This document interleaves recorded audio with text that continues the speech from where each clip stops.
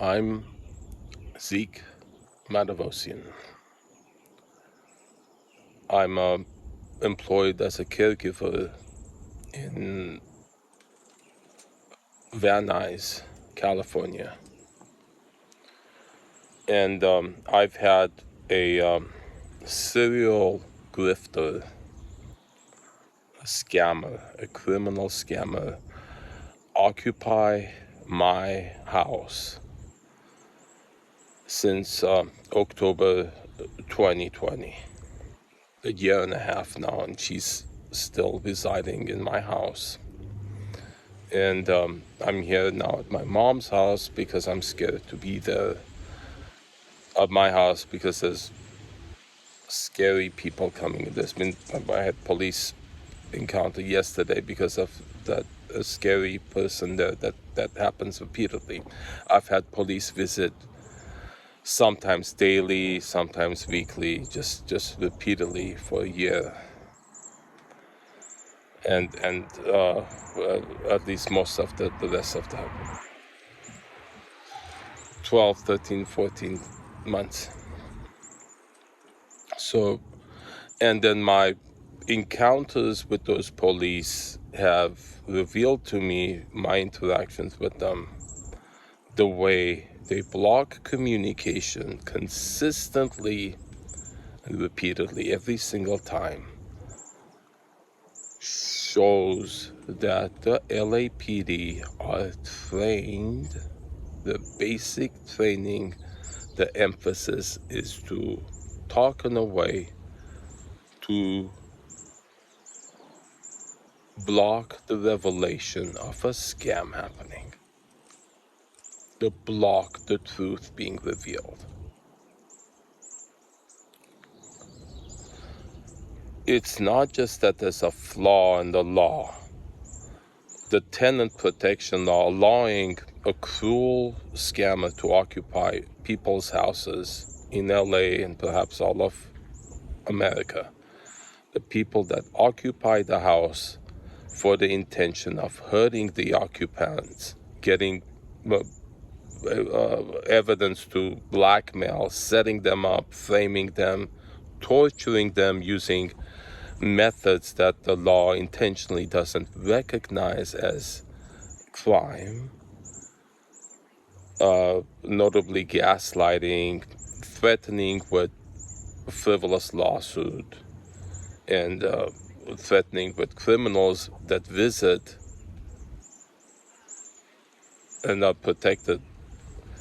In doing so, the cops say, well, she's allowed to have visitors. She stays here just because she stays here. She has the rights of a tenant, even though she's not paying rent.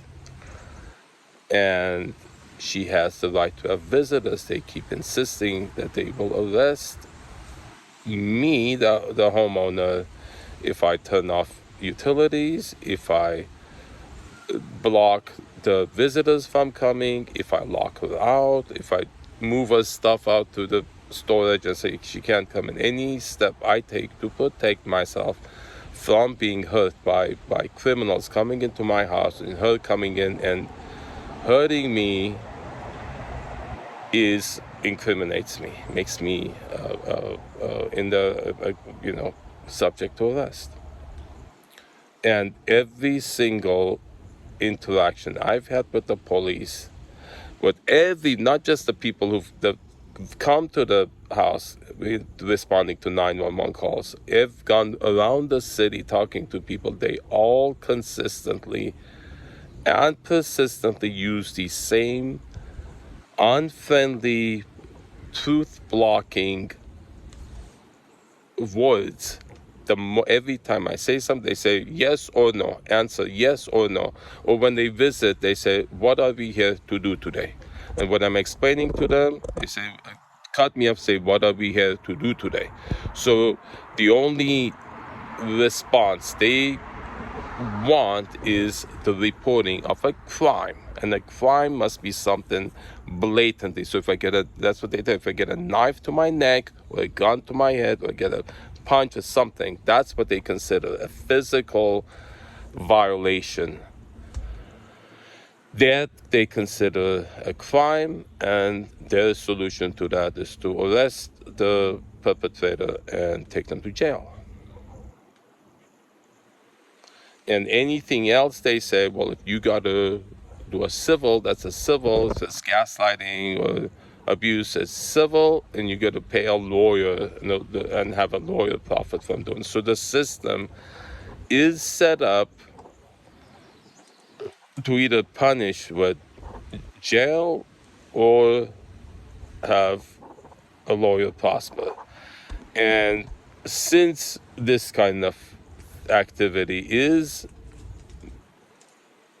profitable, highly profitable for lawyers and scammers and criminals, together with the frivolous lawsuit industry, so there's overlap. There's the scammers who use and the criminals who use frivolous lawsuit as one of the tools, the methods, in conjunction with the other methods that are legal, also some that aren't, all these methods combined together are part of this we had the military industrial complex. I just thought of this, the scamming, squatting, frivolous lawsuit complex, the scammers complex. I just came up with that term. There's a complex, the criminal scamming complex, professional criminal scamming syndicate complex. If you have to come up with a term that explains that uses the law, uses the lawyers, the police, the basic training of police to allow this to happen. The police, the law, the politicians that write the laws that allow this to happen.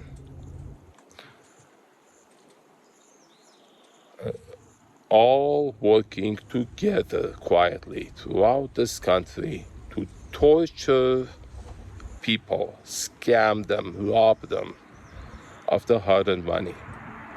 And they take over businesses, they take over houses with the help of the police that are trained to help. They are trained to work together with the criminals and the scam artists and the lawyers. They're all working together.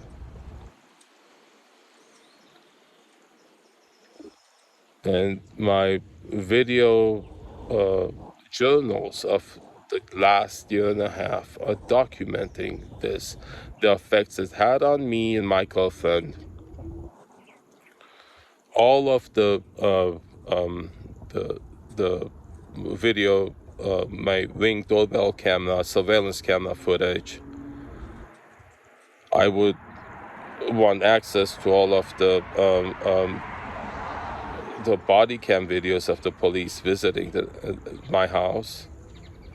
It would reveal it, and how many of those are still there. Any one of them reveals it. All of my video recordings of those events blatantly, obviously show in broad daylight the police are helping, encouraging, and perpetuating the scammer in my house. They've been trained to do. They all do it. It's uniform. Uniform meaning they all use the same methods to allow this to happen, to encourage it. They are accessory to this crime, and it is a crime. Even the laws, they repeatedly, all actions taken are done in a way, are engineered specifically to evade their identification as a crime. They are crimes. They are hurting for the intention of getting money, for exploiting, to get money, to provoking a reaction they can use to sue. Blatant lies everywhere in broad daylight, obvious lies. And then yesterday, the officer, I asked him, ask the perpetrator what she wants, what would it take her to go. She said she wants $50,000 so she can get a house. And the thing she said, shows that she's frustrated that she can't be getting money because she has all the criminal record.